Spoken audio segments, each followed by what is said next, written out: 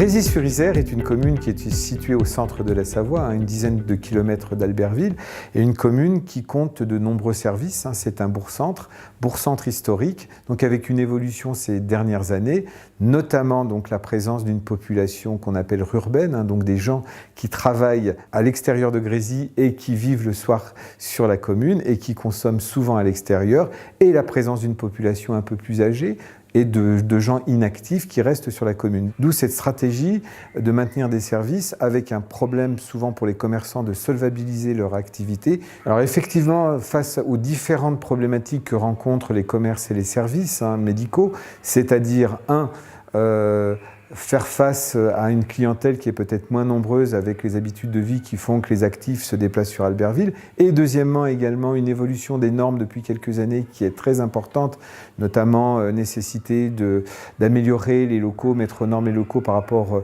à toutes les normes handicapées. D'où la nécessité que la commune fasse l'acquisition, par le biais de l'EPFL, de locaux pour pouvoir maintenir les services. Le boulanger est venu nous rencontrer, son local qu'il louait n'était plus du tout aux normes handicapées, donc nous avons eu une réflexion, nous avons repéré un local vide sur la place, nous avons racheté ce local avec le PFL, derrière la commune a fait les travaux, les investissements que le boulanger ne pouvait pas assumer seul, et depuis donc nous louons au boulanger qui a une boulangerie toute neuve, aux normes, ce qui fait qu'aujourd'hui on a pu maintenir ce commerce. Nous avons un médecin qui approche de la retraite et qui a un local aussi qui n'est pas adapté. Donc là, nous avons repéré aussi un autre local vide sur la place et nous avons donc fait l'acquisition foncière et depuis, donc, nous avons fait quelques travaux à l'intérieur.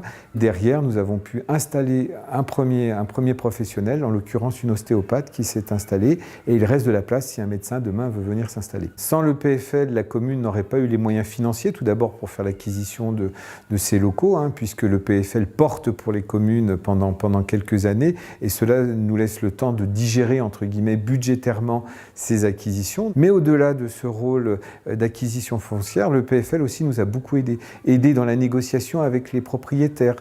Puisqu'il n'est pas évident pour un maire, on n'a pas forcément la compétence et puis souvent on peut être aussi proche de certains propriétaires, les connaître, d'aller faire la négociation financière. Et le PFL nous a également aidé sur le montage juridique avec les commerçants. Quel bail choisir, comment faire juridiquement sur ces questions-là. Donc le PFL a un rôle classique sur l'acquisition foncière, mais pour les petites communes, il y a aussi un rôle d'ingénierie qui est particulièrement important pour nous et particulièrement précieux. Dès qu'on les contacte, qu'on voit s'il y a une viabilité du projet, le PFL est très réactif. Et donc sur la durée des portages, ceux-ci sont variables et nous permettent, on a eu des portages sur 4 à 5 années pour nous permettre à la fois donc, de faire l'acquisition, de faire les travaux. Et dans les travaux, il y a aussi la nécessité d'obtenir des subventions auprès des partenaires financiers.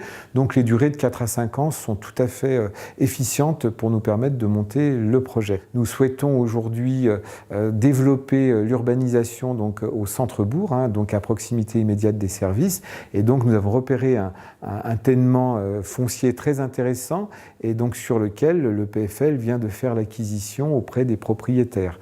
Donc pour nous, là pareil, le PFL nous a aidés puisque là c'est un projet qui a été très long à mettre en place parce que les propriétaires étaient un petit peu réticents à la vente de leur terrain. Donc le PFL nous a aidés sur le montage, sur la négociation avec les propriétaires. Et là, nous sommes sur un délai qui est plus long puisque nous avons 10 ans pour aboutir, donc trouver un promoteur ou un opérateur qui fera des constructions. Donc là, nous sommes dans une durée plus longue qui correspond bien à la nécessité sur des communes comme les nôtres d'avoir le temps nécessaire pour monter ce projet. En conclusion, si le PFL n'avait pas été là pour nous, comme je pense pour de nombreuses petites communes, nous n'aurions pu envisager ce développement. Et grâce à l'EPFL, nous pouvons à la fois faire du développement et du maintien commercial, mais également du développement urbain.